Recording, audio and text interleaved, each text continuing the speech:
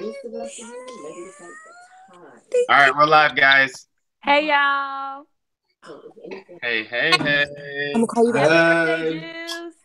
Happy birthday, Juice! Happy birthday, Juice! Happy birthday, Juice! Thank you. Thank you, Ruby.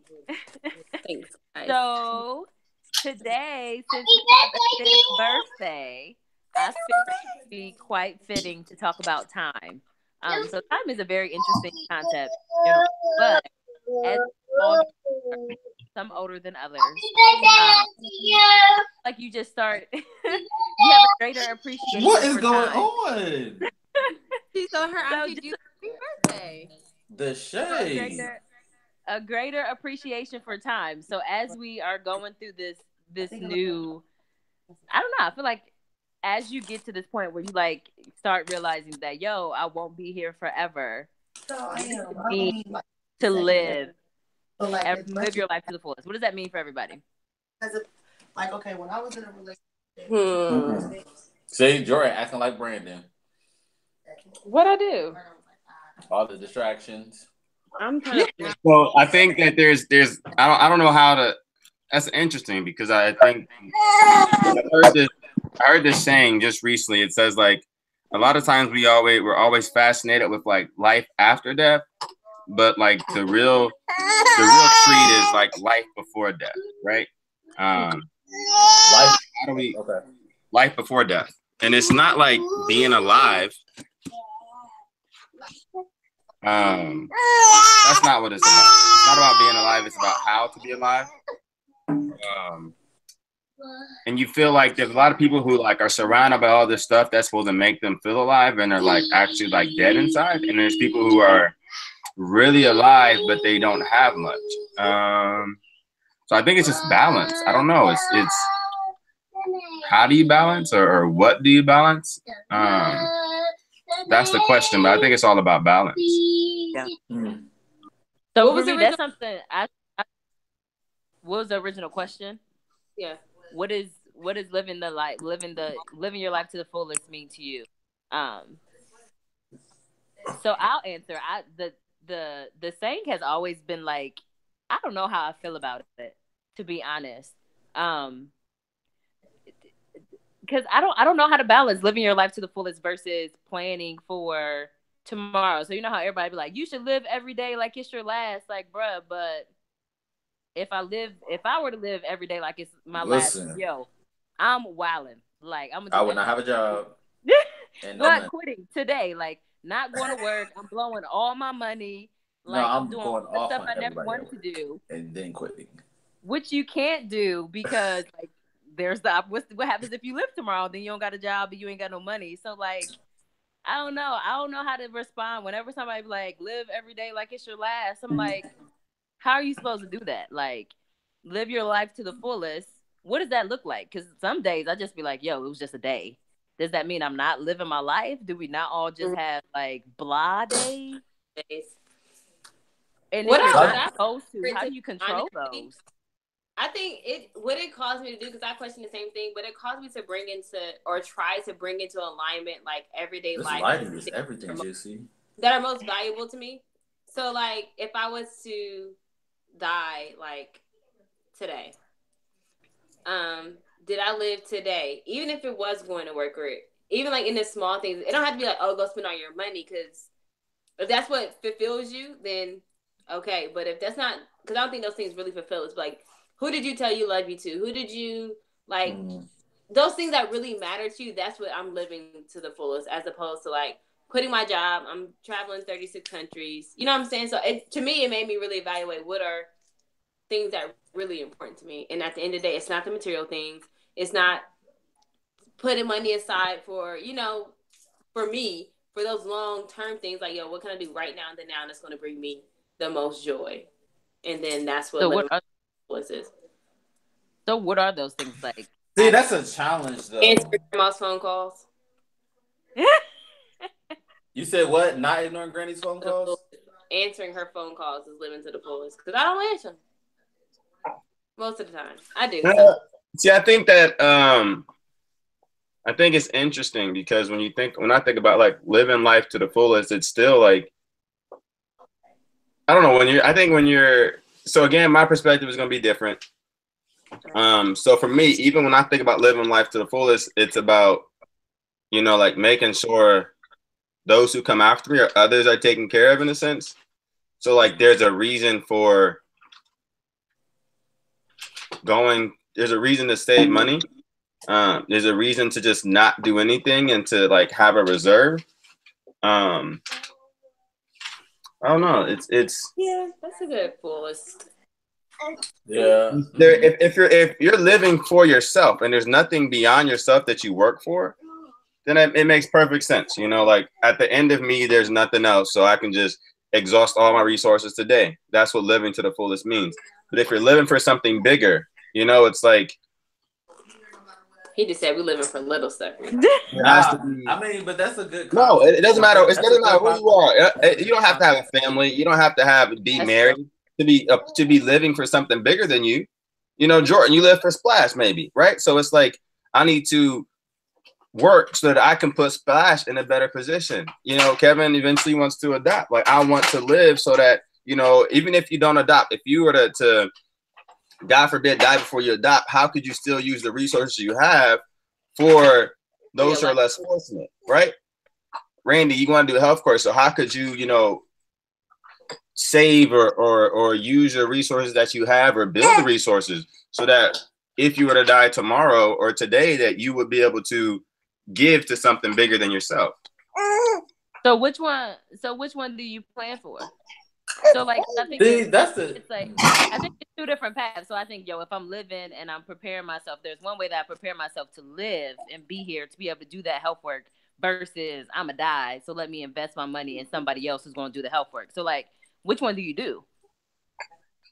I think it's just a balancing act. I think they should align. What'd you say?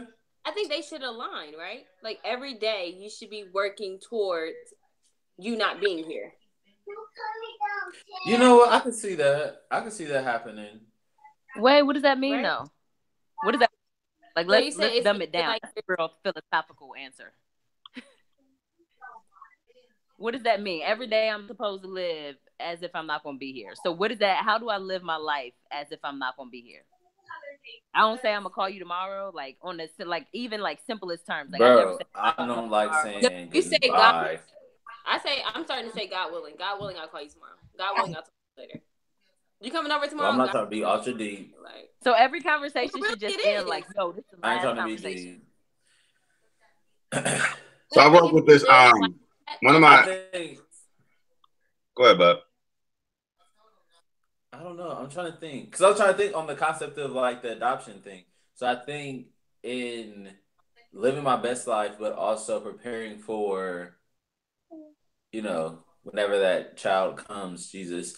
I think it is like, I think those do align because being the best person I can be today creates a future for the child to come. If we're just looking at that one specifically, I don't think that applies to everything, but I do think on that one specifically, like if I'm creating the best person I can be, so then that creates the best environment for them when the child comes, then they're coming into a good environment and not a broken environment or a hurt environment, but like a whole environment. I think those two align. I think the challenge is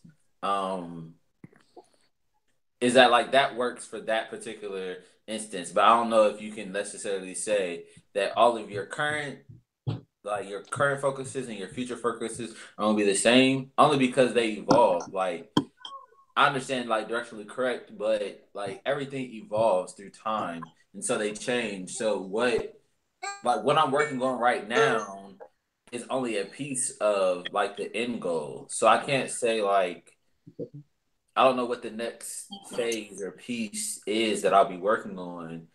Ultimately, it's going to impact the end goal, but it doesn't necessarily. Yeah. Why? In what situation wouldn't it align? So let's say Splash is my end goal, like to have that. So assuming you'll be here 20 years down the line, what will you be doing for Splash? Like, what is your current action for Splash? And is even that the goal though? It building relationships, like doing those things now to make sure that thrives 20 years when I'm not here. But it's you building. So it's you building relationships. If you know you're not going to be here tomorrow, it shouldn't be you building relationships. It should be you building connections with other people. Like you connecting other people. Synonymously. Huh? I use those synonymous. What's that word? No, I mean like one is you Anonymously. building relationships. So like you're connecting people with you versus you connecting people outside of you, if that makes sense. Well, yeah, that's what I mean. Like I would be building connections. So you're not the central point now. Right. You're not trying to get out of. Right. Got it. So I think there's my professor was just talking about a transition plan. He has a son with special needs. He says his son, he'll be Ruby. That's not what we're doing. He has a son with special needs, and his son is 14. So it says, in 4 years, my son will be transitioning. Somewhere he'll be transitioning, and what is that transition going to look like? Didn't I say that's enough? Then take it upstairs, please. Then take it upstairs. There's a transition plan. So I think that with any endeavor, we have to have, in a sense, a transition plan. So how do we go from being the center of it all to transitioning to where it can exist and it can operate without us, right? And I think that there's nothing wrong with, as we say, living life to the fullest. There's nothing wrong with defining living life to the fullest as preparing others' lives to go on without me in an efficient manner. If that makes sense. A lot of times we think like selfishly, like me living life to the fullest means my life ends with all my needs being met. That's true. And that's like an egotistical way of go upstairs and mommy will take you. Go upstairs and mommy's gonna take you. It's like defining your own. What is your fullness? Like, what is fullness to you? Is fullness in self or is fullness in outside? Yeah, that's true. But can you be? I think future is others, but now is you though, isn't it? Future is like you. There should be some level. Huh? Future is you. That's what you said? No, future is others. I completely understand that. But I think within the current, like living today to the fullest, there has to be a level of you attached to that. Like today can't completely be about others. Like there has to be a level of focus on myself. Absolutely. Right. But I think the only thing is and this is the alignment, I think, like we're all connected in reality, like realistically, we're all connected anyway. So even in focusing on me, it's still, I serve a larger purpose. I'm a part of a larger whole. So even in making sure I'm fulfilled in a sense, it's still, nothing's going to fulfill me without fulfilling my family. Nothing's going to fulfill me without fulfilling you guys. Nothing's going to fulfill me without making sure that mom and dad are and it's like they're okay, right? So it's they're interconnected. So yeah, even if we say, today is all about me and tomorrow is about everyone else, it's like, but then again, there's no to you in today. Huh? People are so connected to you in today. Absolutely. Yeah. Like that's good because you're like the well-being of those around me is connected to how I live fulfilled, right. Like to my fullest today. But that's only certain people though, because I don't think everybody has that mentality of other people's fulfills them. So then what happens to those people who aren't that way? So I think the only thing that I would push back, and it'll depend on the person, but does everyone serve something that's bigger than themselves, even if it's not other people? Like I think everybody has something that's bigger than themselves that they kind of live for, and if they don't, then it's even if it's friends or if it's work or it's a sport or even outside of themselves. It's something outside of themselves that they live for.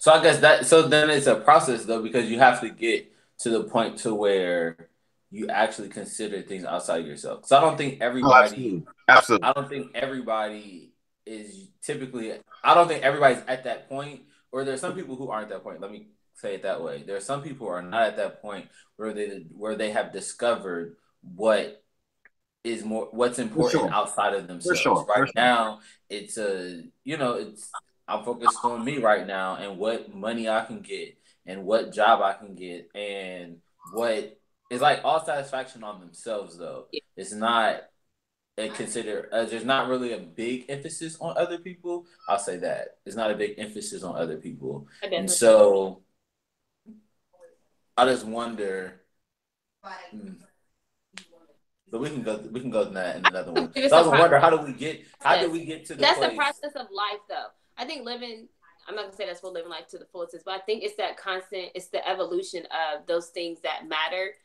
that are beyond you, I guess you can say. And that's what life evolves to, like when you live to the fullest. It's no longer about you. Like life is the process of the evolution of becoming bigger than you. Like it's larger than you.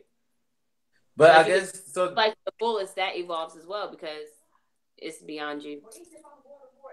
That makes sense. I guess okay. So I'm gonna use myself as an example. Like family and or friends have always been important to me, and so as I've evolved, the emphasis of that have definitely evolved. But family and friends are still those are my fulfillments. If a person's fulfillments are materialistic or very selfish, then how do they evolve to a better place of the consideration of others? I don't really know that now, and that's why I was just like, say it again. How's your selfish stuff evolved to others? Like to the consideration of others. Like I've always been like family's always been important to me. Friends have always been important to me. Whether they're interchangeable, and it was like friends most important, family most important. But those two have always been consistent themes in my life. And so as I've evolved, when I think about fulfillment of like long term, it does focus on other people. But for people who aren't in that position, in the same position as me, and they've only focused on themselves and only focused on benefiting themselves and what gains they have for themselves, how do they evolve to a point to where their consideration for others grows beyond them? Yeah. You just spent 5 minutes to ask that little question. I think that is so crazy and so flipping rude. I'm sorry. I think it's really what'd you say, Bud? I said everybody ain't short and to the point. It takes a minute to get to the center. He was working to that. He was. You know, you'd be waiting like. So I think for some people, I like to talk. I love you. I love hearing you talk. Go ahead, bro. I think for some people, I think there's a natural form of progression. It is evolution. It's when you get at the end of yourself, you die. Or that's me. That's my computer. But there's a point when you get when you're about to die, you're either gonna like you end or you continue. You either find a way to live forever or you find a way to become non-existent. Do you think people have that? Everybody has that thought process. I was going to say, you think so? Absolutely not. But that's what's gonna happen. I think some people when I die, I'm gonna live forever in my kids. I'm gonna live forever in the career that I'm building. I'm gonna live forever in that'll probably be. But if that was the case, then people would be okay with dying. But like you often hear about people who be like on their deathbed and be like, she ain't let go yet because she's more concerned about her kids and what's gonna happen with her kids when she dies. So if that was the case, like I know I'm gonna live on inside of you. Wouldn't you think that people would be like this? The person who's dying would have wouldn't be so attached as people who live life to the full. Can I talk at once? What'd you say, Jordan? Nothing. What'd you say? I was like, them folks that we saying don't live life to the fullest. I feel like that's when you want to hold on. Is when you have regrets about life, or you don't feel like life is complete. But I think what Kevin's saying, it can't be ignored. I think that there are people out there. There's mothers and fathers who get to the end of their rope and the phrases they can't let go, which probably isn't even true. It's just a phrase that we give people who are trying to die but they can't, I guess. How can you not? Okay. I think it's the phrase is just weird. I'm listening. The phrase is weird. They're holding on because they're worried about people. I don't think they can't do anything holding on. Huh? But they can't do anything holding on. So it is kind of. I think it's just a term. I definitely think it's a term that we use. Like, how does that look like? You don't choose to die. I think they just be making. That's how you make the family feel better. It is absolutely. So it's just a phrase you use for someone who's trying to die. I think that there are. I think. There what? They're not trying to I think so because you've even seen people. If that was the case, then there's people who, and this could be it. I mean, y'all could be right though, but there's people who are like they're really really sick, and then they're like, they fight to stay alive, and they end up living. You think they like their body was just strong enough to be able to endure whatever they were going through? I think speaking in biological terms, I think either you're gonna live or you're gonna die. Like I don't think. Some people fight harder than others. I think some people's bodies are in better positions to beat an illness than others, but I don't think it's like self-will. Like, you know what? I willed myself out of cancer. Like, nah, bruh. If your lungs are gone, they're gone, regardless of what your willpower is. Yo, I can't agree with that only because of the fact of like, what movie you watch? We've seen where like stress produces like certain illnesses. Like those illnesses just don't pop up from anywhere. So obviously. Your mentality and your mindset definitely play into your ability to create sicknesses and to overcome them. And then it also that also confuses the whole concept of like faith into this whole conversation. If we're going to go with that argument, because I struggle with that. So you're saying some people with stronger willpowers can survive the exact same illness as another person simply because they have more willpower? I think that I believe because your body is controlled by your mind. So if your mind is weak, and you just bruh, if your lungs are dead, your lungs are dead no matter what your brain. Yeah, I don't agree, Kevin. They're dead. If that's the case. Okay, I'm not saying about something being dead and not working. I'm saying that you got a cold and you want to will yourself better, bro. You can will yourself better. I think. Do you believe in? You guys believe in miracles? Are those real? There are no instances that y'all believe that if a person, even like if you get shot, like say you get shot, there's some people who fight to stay alive, and there are some people who be like, "All right, I'm gone." No, who fights? I'm confused. The idea of fighting to stay alive means like your body physically did not shut down. That's what does that mean when it says they fight? Yeah, like that's the question. Like, how do you? I think it is a mental thing. Like I think you can mentally make yourself sick, and you can mentally assist your body in. Not mental illness, I think like you can make yourself physically sick. Like so not you can breathe slower so you don't die faster. Like breathe faster so like you can like kind of hold your blood from moving faster. Bro, I don't know the specifics, but I do believe that you can do that. Like I guess it's just me. What? You watch too many movies. I'm gonna will myself better, Kevin. If you are true, you only heard the movies, and people say like, "Oh, they fought through it." Like. They lasted however long, but I don't think it literally means fight as opposed to like they just didn't die immediately. Bro, I think that is a mental thing. Like that's why they talk you through. Like even when you're having a child, like they talk you through it because of the fact that they can get into your mind to help you be able to go through that process. Listen, this might be for your TV. How many living rooms you been in? What? I tried to talk myself better today, and I still died. Well, that's because you weren't strong enough.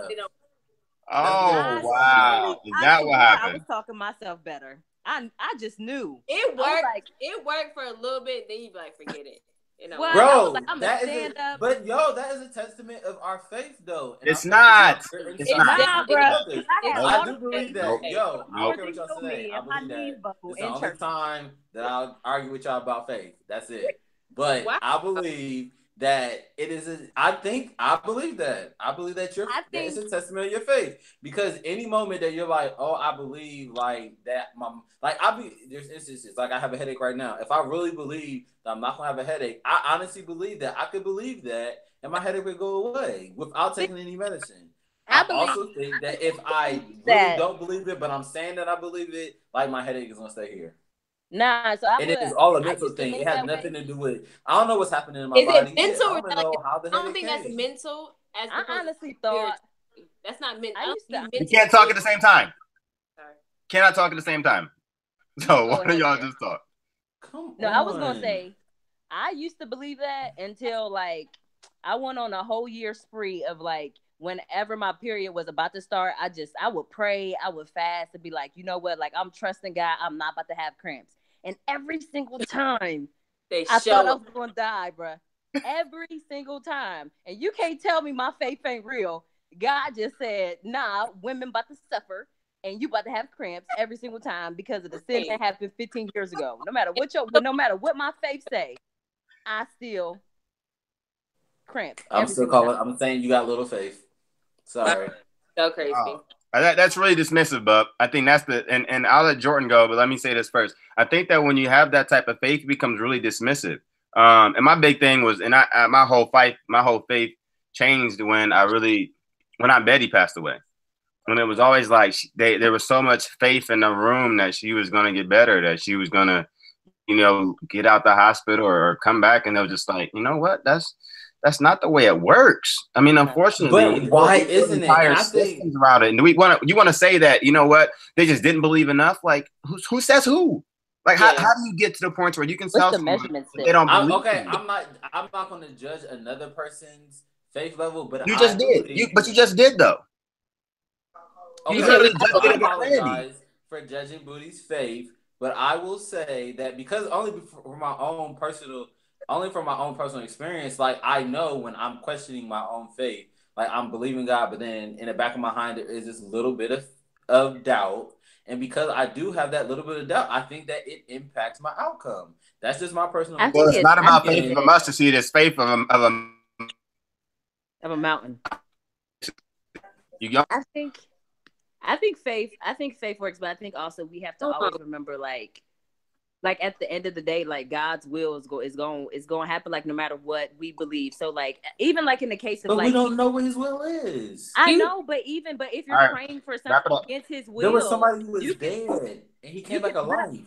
But that was His Clearly, will. they didn't know. You can have all the faith in the world, but if you have faith that's contrary to what His will is, your faith's not going to change His will. Like everybody, I'm pretty sure everybody be having the faith that their loved one is going to get healed from cancer, or like their baby is going to survive, or that people who get shot aren't going to die. Like, like you can't tell me that some people in those situations faith wasn't like on fire, but still the people still died, or like people still got cancer. And like I'm sure like back in slavery times, like their faith was probably crazier than ours, and they probably pray every day like God is going to deliver me. But like some of them didn't get delivered. Does that mean their faith wasn't strong? Just like, no, like God had another plan. So I don't know. I don't think you could face something that's happening. I'm not going to say that it's completely, but I do think that faith plays a part into it. So I think biology is a part, but I also think that your mentality and your faith also is a factor. I think it has a factor, because if you think you're going to die, I think there's But if your biology says that you're going to live, by all means, for sure. Your biology definitely. If you think you're gonna die and your biology say you're gonna live, you're gonna live. Like point blank. Yeah, that's true. Because I thought, point blank. Period. I lived so. But didn't I bet go through that a couple months ago, or maybe like a year ago, where she was like, I'm ready to go. And she's still here. Bro, how does she be saying that? She don't be knowing she be saying that. Okay. Well, I think that so when it comes back to the topic, and we got to go because I think we're at close to 30 minutes. Yeah. We were just talking about what do you living life to the fullest, and what that means, what that looks like, and how do you do that? Yeah. Closing remarks. Closing comments. What are you doing today to live your best life now? Like even if you were to die tomorrow, What are you doing today that you would be okay? Brendan said something good when we were having our dialogue via message. And I think he said, like, there is a balance between sowing seeds now and then, like, still looking for them to reap in the future. I think being fulfilled, like, I should be fulfilled in, like, planting my seeds now, doing what I love, but also planting the seeds. You know what I'm saying? So as I'm going through the garden, like, yeah, it's pretty, and I'm living life and I'm enjoying, but as I'm going through, I'm also planting seeds that are going to bring me a harvest.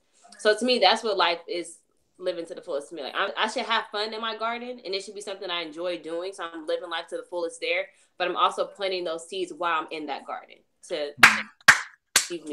Yeah, I think that's a great analogy because I think it becomes really literal. Like living life to your fullest. If you're a farmer, you're gonna plant seeds that you're never gonna see them grow into anything. But living to your life to the fullest means I'm gonna plant as many seeds as possible because this is what I enjoy doing, right?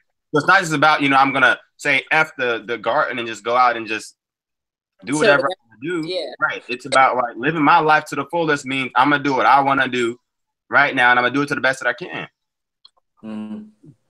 That's legit. I'm with it. I'm not mad at it. Yeah. No, I like that seed analogy. Have faith. Y'all made me plant. Don't have weak faith, like Kevin said. You said what? I don't know if that was shade or if you was real. No, I said have faith that the seed's gonna grow. That's real. I was tying in your faith talk. No, that's thank you, Juicy. Nah, that's legit. I like that. You guys, if nothing else, y'all have helped me look at living life to the fullest completely different. Because I think I normally would think like, yo, if you were gonna die tomorrow, what are you gonna do for you to feel fulfilled? But like, yo, it makes sense. Like fulfillment is definitely beyond you. So it's not about spending all my money and traveling 18 countries. It's about like, no, what am I gonna do so that the next generation is in a better position, so that my life continues after my mortal man dies. Which is yeah, and you grow to that point as well. Like you don't just wake up and be like, "Oh, I'm thinking about beyond me." Like it's a process of thinking outside of you. Yeah, for sure. So that. But I still want to go to Kenya before I go. You said what?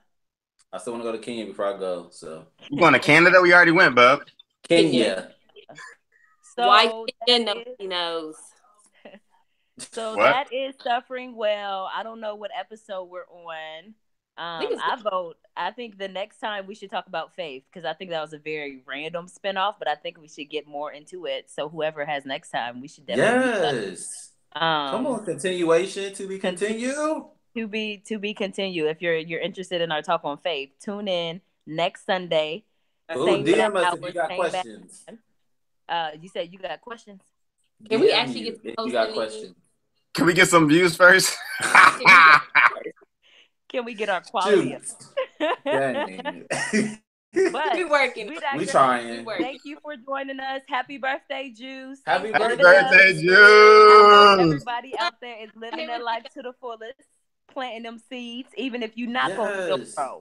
And get your faith up. And even if you're dying, you better believe that God gonna bring you back. Nah, homie, you gone. Shade. Don't say no. I hope all y'all sleep well tonight. We are going and we are out. Bye. See ya.